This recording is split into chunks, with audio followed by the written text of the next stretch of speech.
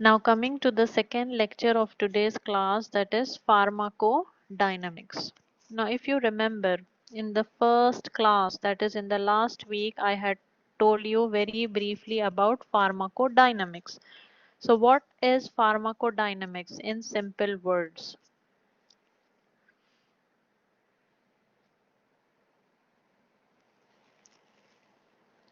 Yes, pharmacodynamics is what the drug does to the body.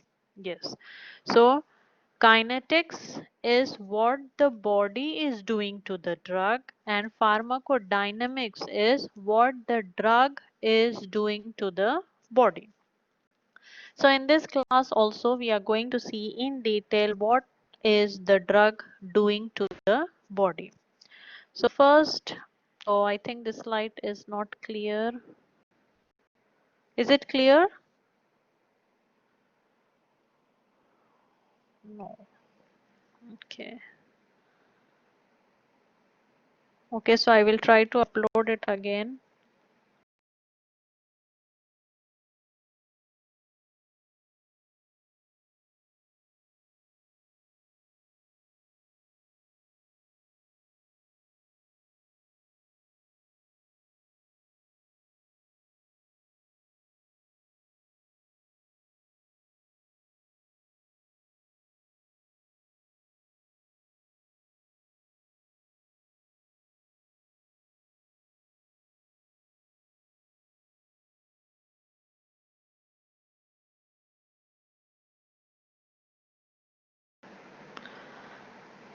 Okay, it is the same. So please see the slides which I forwarded you yesterday. So please refer that if you have it with you.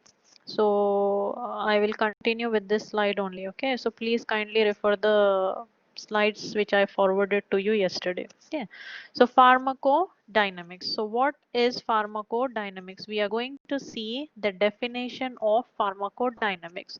So pharmacodynamics is the study of drug effects and their mechanism of action. So basically, what the drug is doing to the body means the mechanism of action of the drug. How is the drug producing its action in the body? That is pharmacodynamics.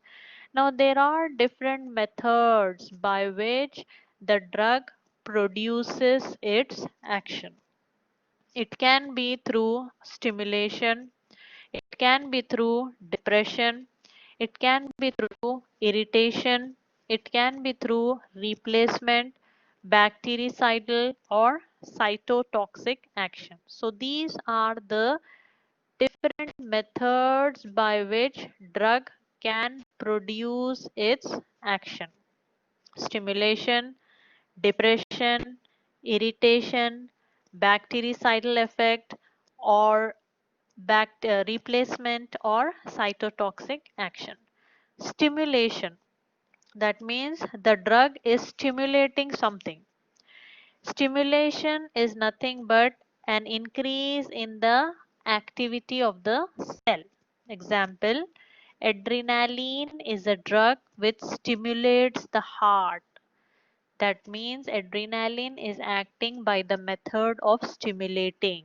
So it is stimulating the heart, that thereby leading to increase in heart rate.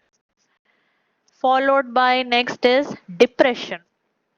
So depression means it is causing a reduction or decrease in the activity of the cells of the body. So can you give me an example of depression? Drugs which can cause depression or which can act by depression, not the drugs which can cause depression, but the drugs which act by depression.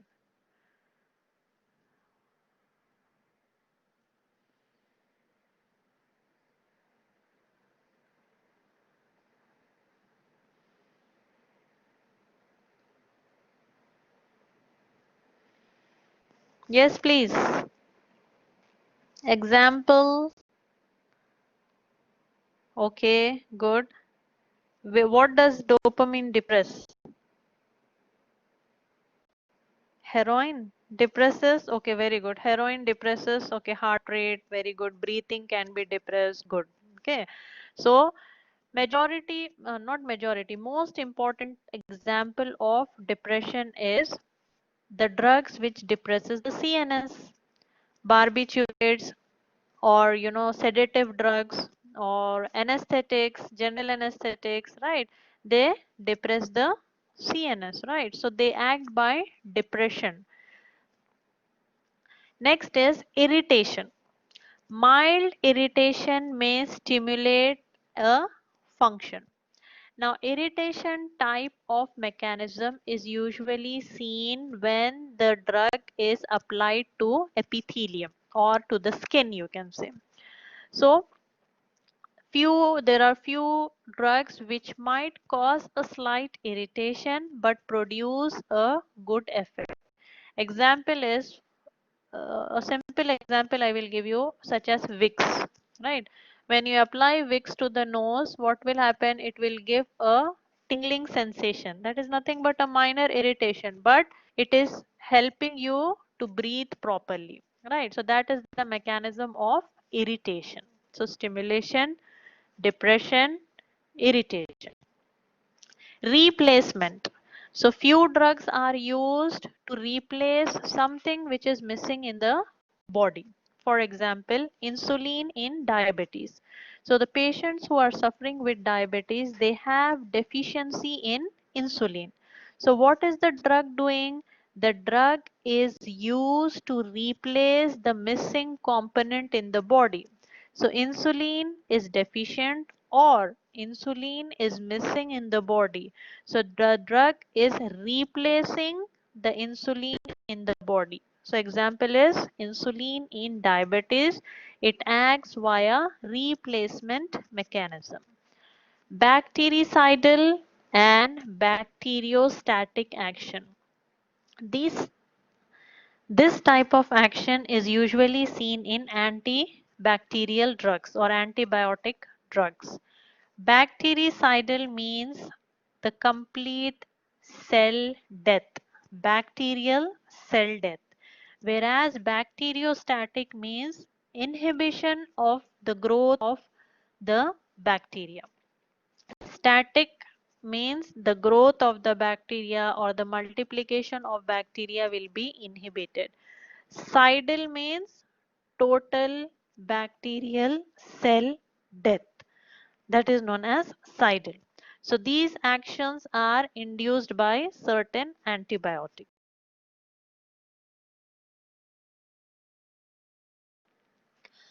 Cytotoxic action.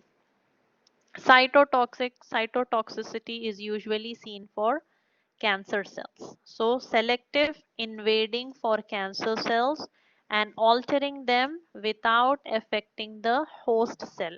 So cytotoxic action means selectively going and targeting the problematic cells without affecting the normal cells. That is also a method of action. Okay, so these are the different methods by which the drugs can produce their action. It is stimulation, depression, irritation, replacement, bactericidal, bacteriostatic, and cytotoxic action. Now next we will see what are the targets of the drugs. So the drug is coming into the body, and then what is the drug targeting? So drug will produce its effect by binding to the following targets. So different category of drugs will have different targets to which it binds and produces a biological effect. Biological effect means the response. So if I say biological effect, that means the response. So the drug enters the body, binds to certain targets and produces a response. So the first target is enzymes. So enzymes carry out many important biological reactions in the body. Hence, they are important targets of drug action. So drugs can either increase or decrease the rate of enzymatically mediated reactions. So there are numerous reactions which are taking place in the body, and these reactions are carried out by different enzymes in the body. So what are these drugs doing? They are targeting these enzymes, and they are either increasing or decreasing the reactions which are carried out by enzymes. This is usually seen in antibiotics. So the antibiotic are the drug which goes into the body, and they inhibit certain enzymes, and they inhibit the cell division of the bacteria. Okay, so they are targeting the enzymes which are present in the bacteria in order to reduce the bacterial infection. Next, ion channels. Now there are many ion channels which are present on the cell membrane. So drugs, they bind to these ion channels and affect the movement of ions. For example, local anesthetics, they inhibit sodium ions. There are numerous ions which are moving in and out of the cell, such as sodium, calcium, potassium, chloride. All these ions are continuously moving inside and outside the cell. So there are certain drugs which are targeting these ion channels. Example is local anesthetic. It targets the sodium ion channel and inhibits the sodium ions. Drugs can also modulate the opening and closing of ion channels. Ion channels are nothing but they are like gates. So if this is the cell membrane, okay, if this is the cell, there will be channels present on the cell membrane. Okay, through these channels ions will enter. Sodium will have its own gate. Similarly, potassium will have its own gate. So through these channels the ions will move and in and out of the cell.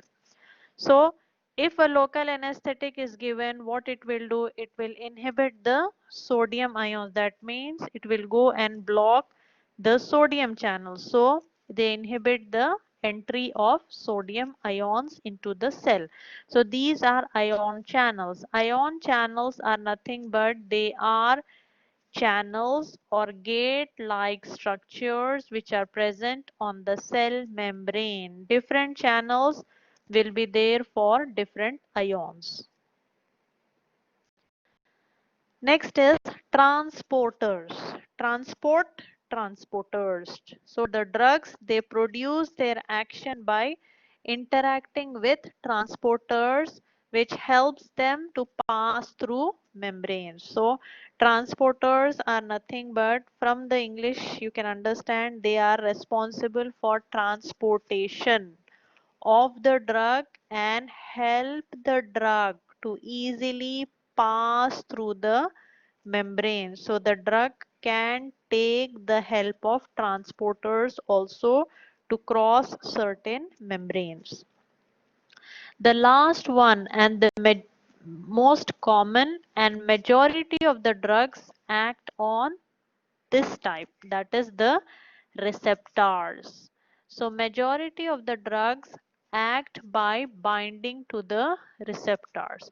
Now what are receptors? Where are these receptors present?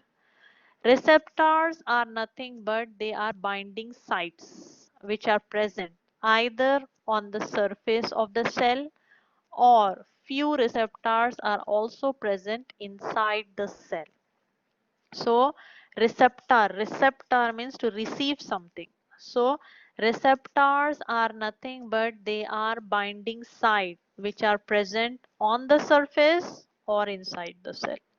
So majority of the drugs, they produce their actions by binding to the receptor. So here you can see a ligand, or you can say a drug.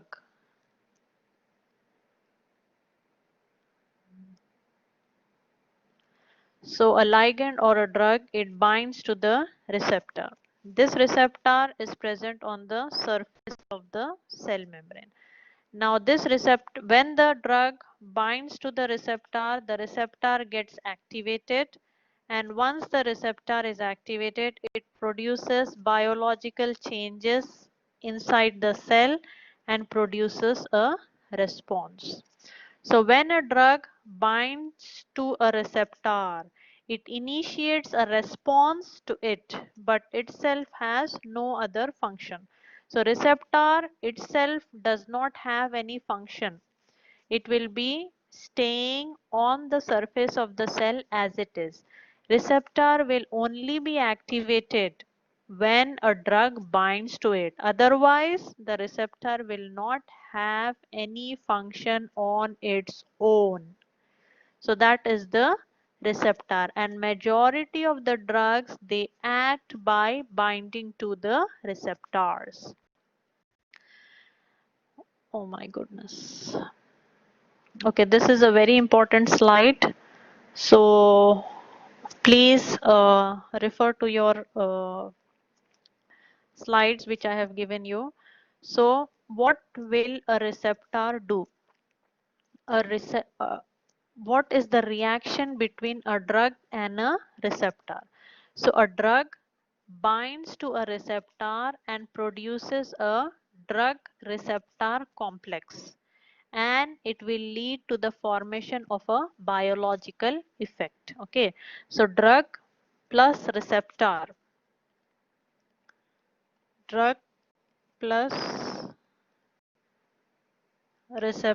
is, it forms a drug receptor complex, which in turn gives a biological response.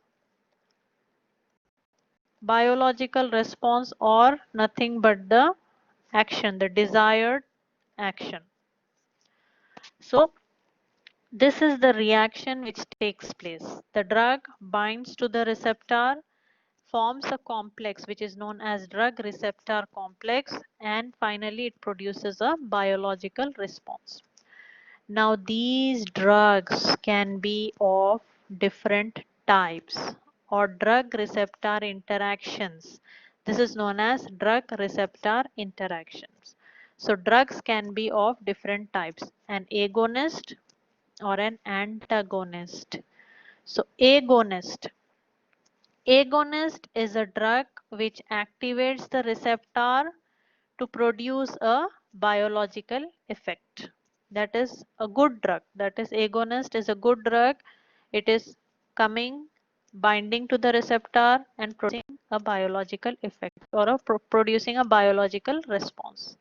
But an antagonist is an agent which prevents or blocks the action of agonist, but it itself does not have any action. Okay, so an agonist is a drug which binds to the receptor and produces an action, that is known as an agonist. But the function of antagonist is to oppose or to prevent the binding of agonist. So antagonist is an enemy of agonist. Agonist is the good drug. It comes, binds to the receptor, produces an action. But an antagonist acts opposite to the agonist. It will come and block the receptor, and it will not allow the agonist to bind to the receptor. So an agent which prevents or blocks the action of agonist is known as an antagonist. But the antagonist itself, in majority of the cases, will not have any action of its own. So this is the drug receptor interaction. Examples are agonist. Agonist, I told you, the good drugs. So agonist in the brain: heroin, morphine, opium. The antagonist of these drugs is naloxone. That means naloxone can inhibit or block the action of heroin. It can block the action of morphine in the brain, and it can block the action of opium in the brain because it is an antagonist. Therefore, naloxone can be sometimes used in the overdose of heroin. So if heroin is taken in an overdose, the antagonist has to be prescribed such that this antagonist goes and blocks the receptors and does not allow heroin to bind to the receptors. Similarly, agonist in the heart, example is adrenaline.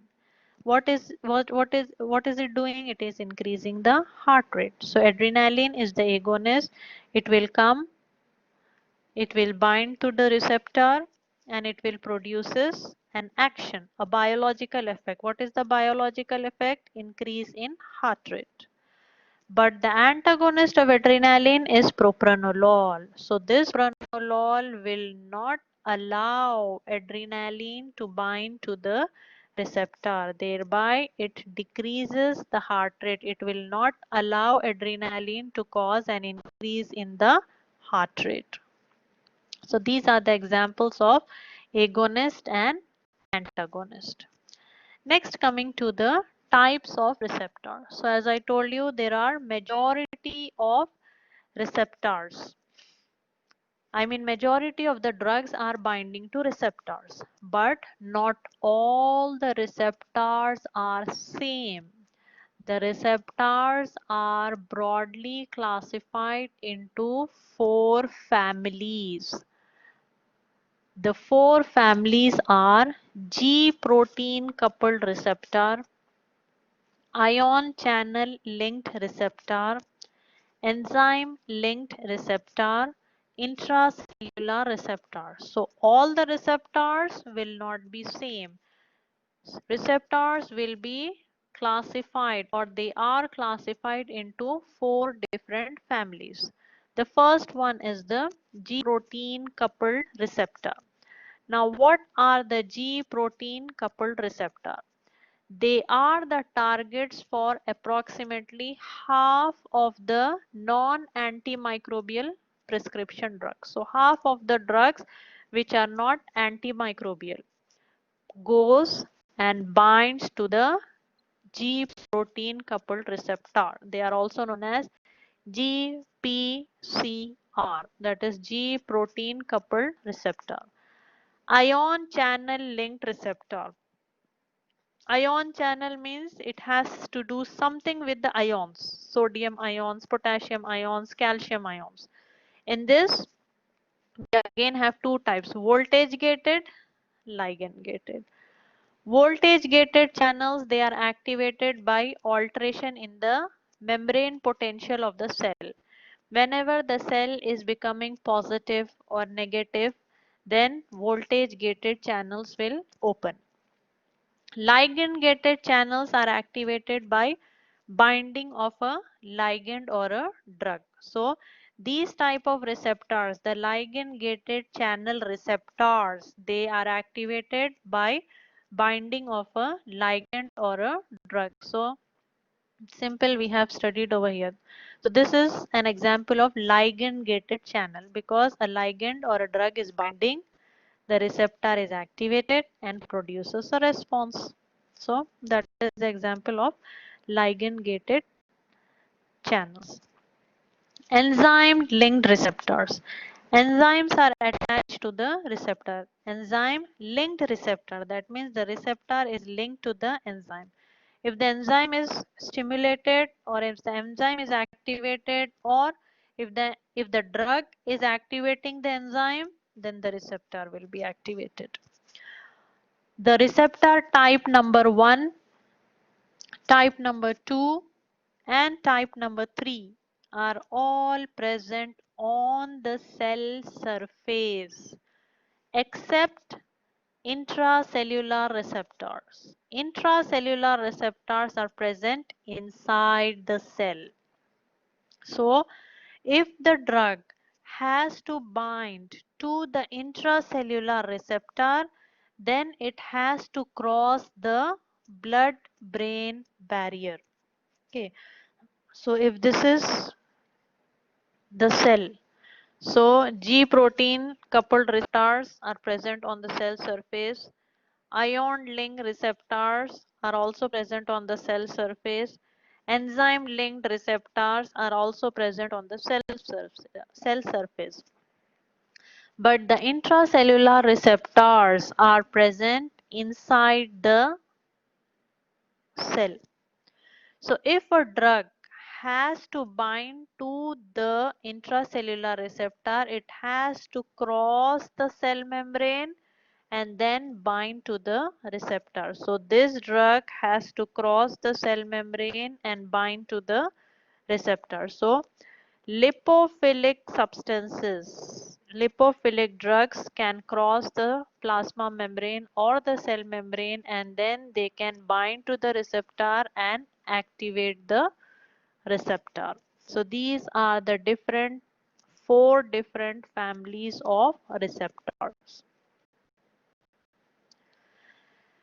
Next, coming to dose response relationship. What is the relationship between the dose and the response? What is the relationship between the dose of the drug which the patient is taking and the response that the drug is producing? That is known as the dose response relationship. So, drug action is the relationship between the dose administered and the response obtained, or you can say the effect that is obtained. So, in general, majority of the cases, if the dose is increased, the response will be increased. So there is a relationship between doses administered and the response obtained. What is the relationship?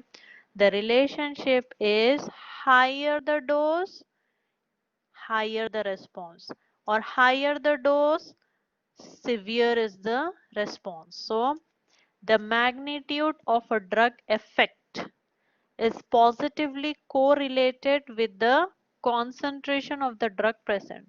So it says that the intensity of response increases with the increase in the dose. For example, if more dose is given, more response will be produced in majority of the cases. But is this true for all the time?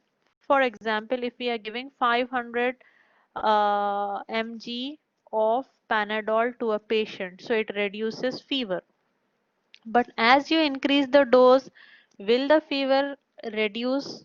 I mean, if you're giving 1000 mg, will the fever reduce more? If you're giving 1500 mg, will the fever reduce more? What do you have to say about this?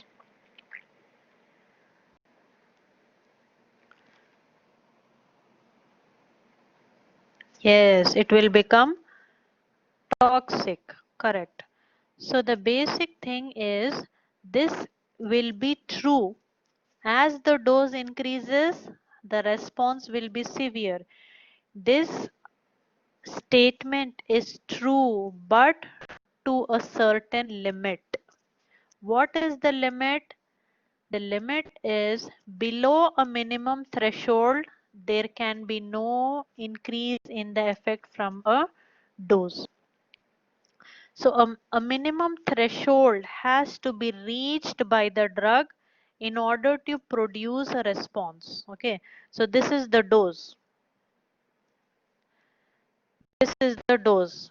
10 mg, for example, 10, 50, 100, 200, 500, etc. Okay, so this is the dose. This is the response that is produced by the dose. So all the time as you increase the dose, the response is not increasing, right? After a certain time, you can see there is a ceiling effect. Even if you are increasing the dose, the effect, the response is not increasing. It is not becoming like this, right? So this is the statement is true to some extent. The statement is true, but Below a minimum threshold, there will be no increment in the effect. That means for a drug to produce a response, it has to reach a definite threshold. For example, for each drug, there will be a defined dose which can produce a response. 500 mg of Panadol is responsible for reducing fever.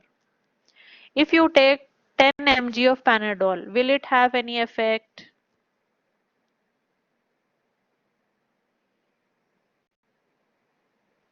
No, it will not have any effect. Why is it not having any effect? Because that 10 mg of Panadol is not able to reach the threshold. So for every drug, there will be a threshold, a limit. If that dose is obtained, then only response will be started. Then as you increase the dose, the response will increase to a maximum effect. After a ceiling effect, you give how much drug you want, there will be no change in the response. Instead, the drug will become toxic to the body. So that is known as dose response relationship. Below a minimum threshold, no effect will be seen. Above a ceiling effect, even larger doses, there will be no response will be seen because the maximum effect has already been achieved. So this is the dose response relationship. The statement is correct, but there are certain limitations to that statement. Next, coming to drug potency and drug efficacy. Now, what do we mean by drug potency and drug efficacy? For example, if I'm telling you 10 mg of morphine produces a response which is equivalent to 100 mg of another drug, that is pethidine. So, which drug is good? Is morphine good or pethidine good?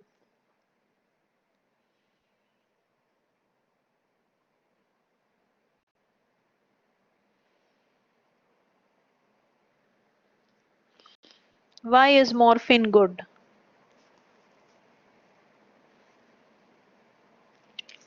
Why pethidine is not good?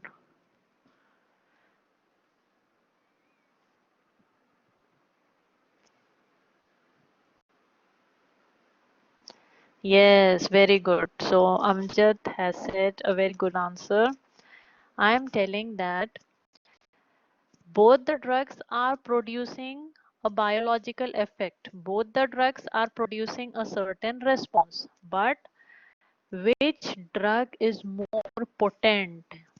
10 mg of morphine or 100 mg of pethidine? So less amount of drug is producing the same effect when compared to 100 mg of pethidine. So morphine is more potent than pethidine. That is known as drug potency. The amount of drug needed to produce a certain response. So little amount is producing a good response. That means that drug is more powerful. Yes, that drug is more powerful or more potent when compared to 100 mg of pethidine.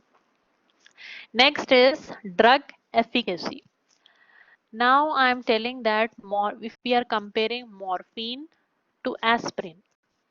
So I am telling morphine produces analgesia in in a certain amount of dose. That analgesia can never be produced by any dose of aspirin. So which drug is having more efficacy?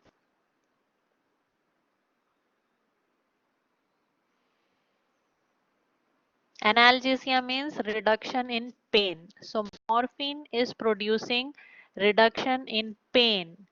But that degree of reduction in pain can never be obtained by any dose of aspirin. Yes, so morphine is more efficacious than aspirin because morphine is more strong.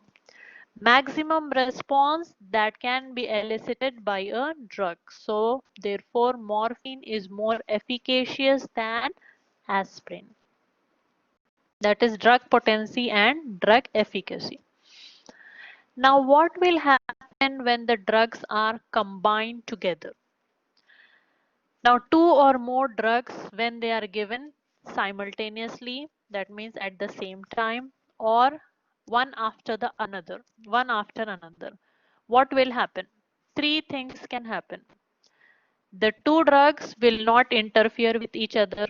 They will do their individual action, or they may produce similar effect, or they may fight with each other, or they may oppose each other.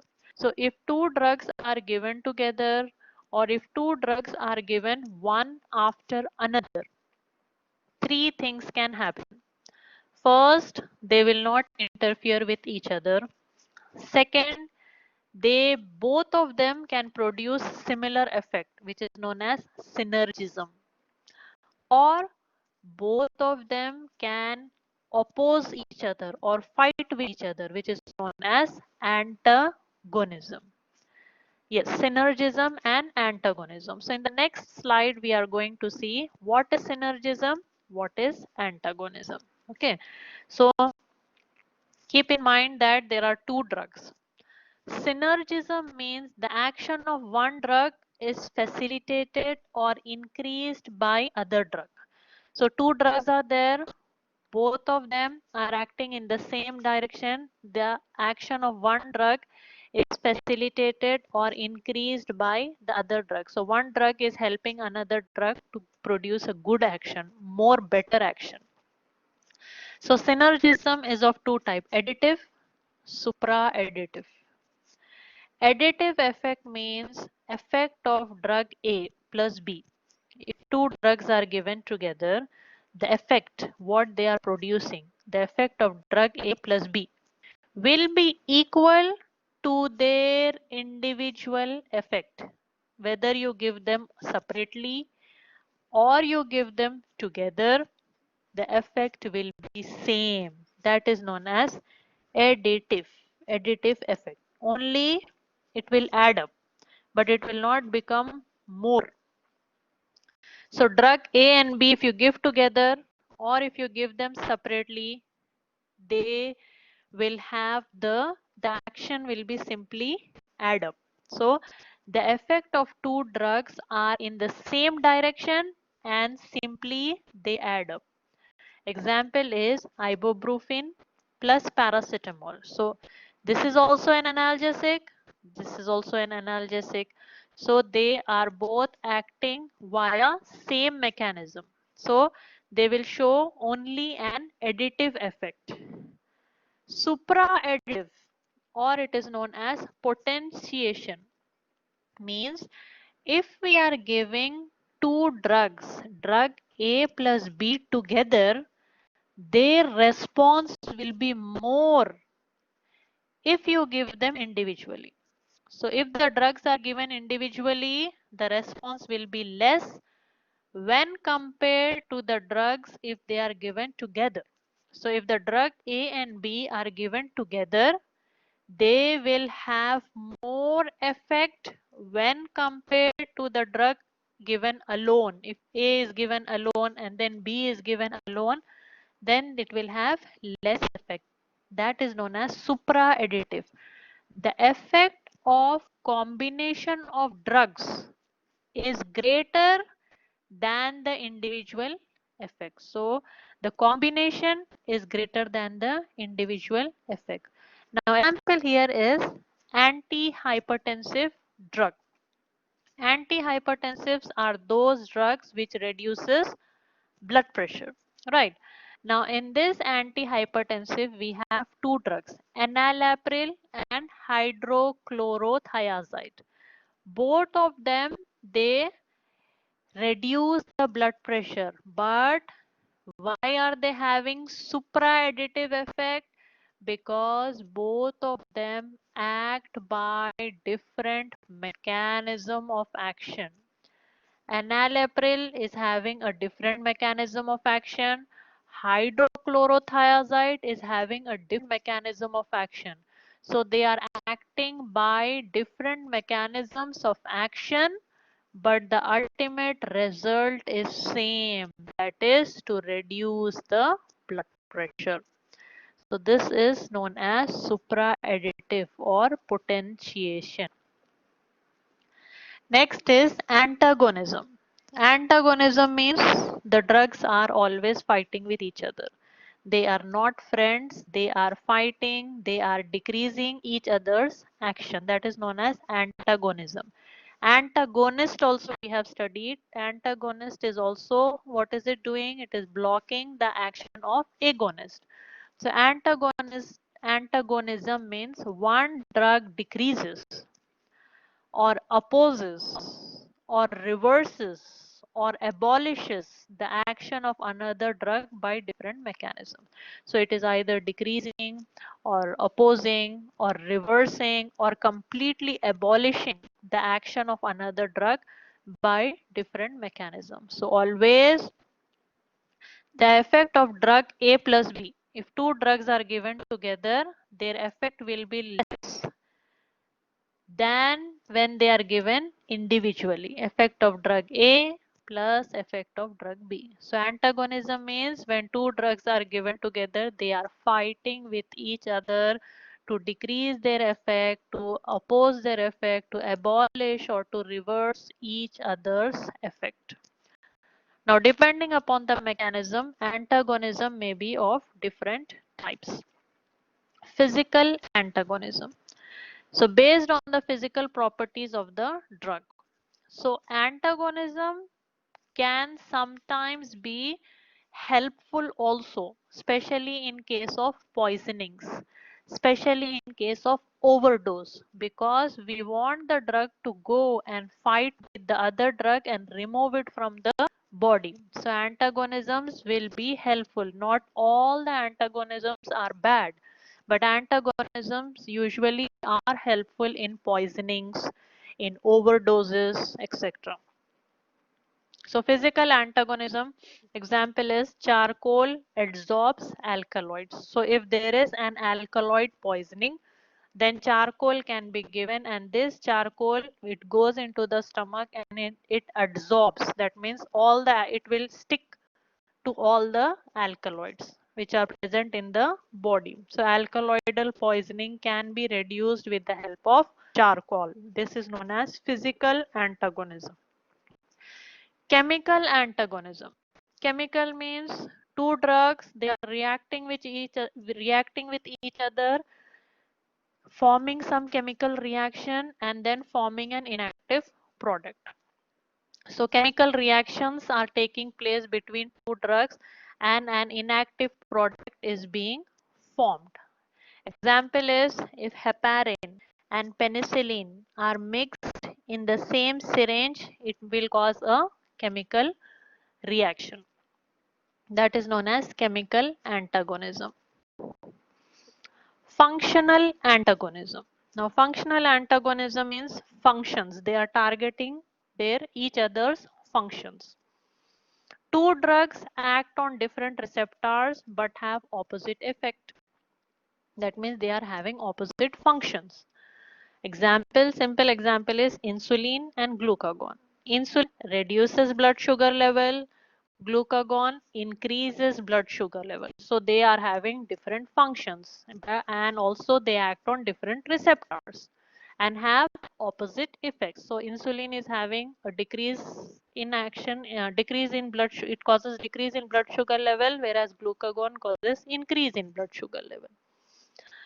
Receptor antagonism. So we just studied about receptor antagonism. One drug, that is the antagonist, blocks the receptor action of other drug, that is agonist. So drug antagonist is blocking the receptor and receptor of the agonist. So these are the drug actions, or you can say combined effect of drugs. So when two drugs are combined to each other, they can cause synergism or they can cause antagonism. They can be good or they can fight with each other.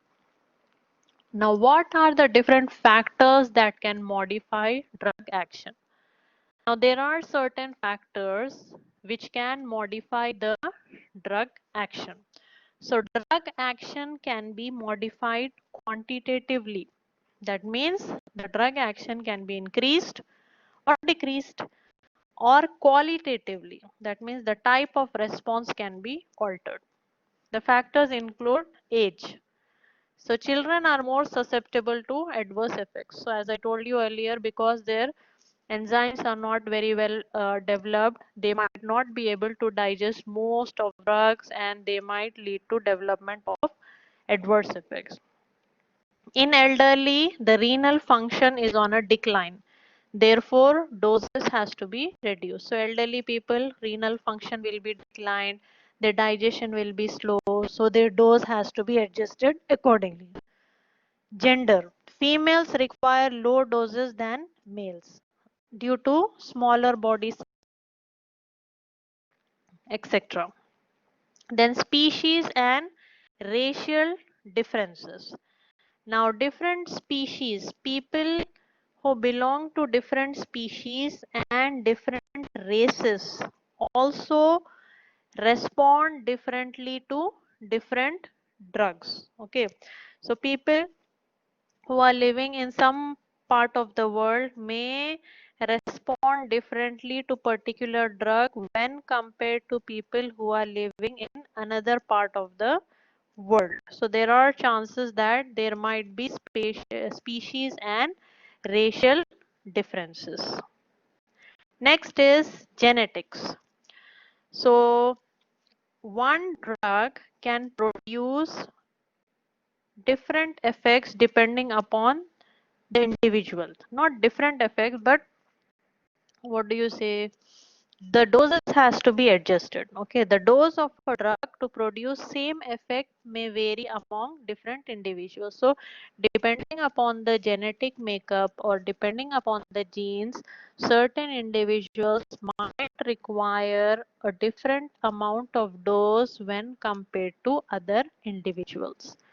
Route of administration also modifies drug action.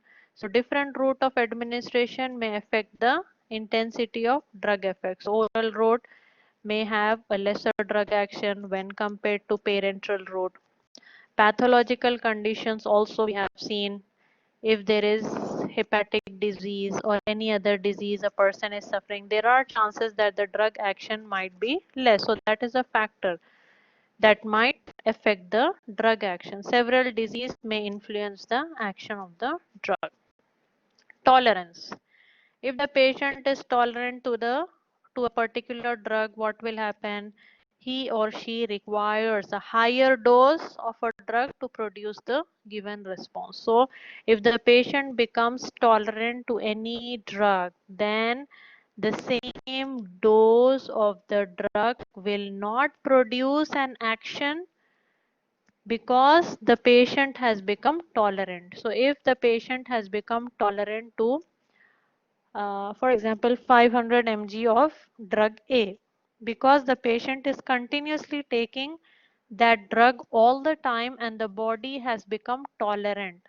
So that 500 mg will not produce any action after time. So to produce the same action of 500 mg, maybe 800 mg has to be given to the same patient. That is known as tolerance. And finally, other drugs. So other drugs can also modify the drug action. They can interact with each other. They can either cause synergism or they can cause antagonism and modify the drug action. So this is about the pharmacodynamics. So I hope it is clear for all of you.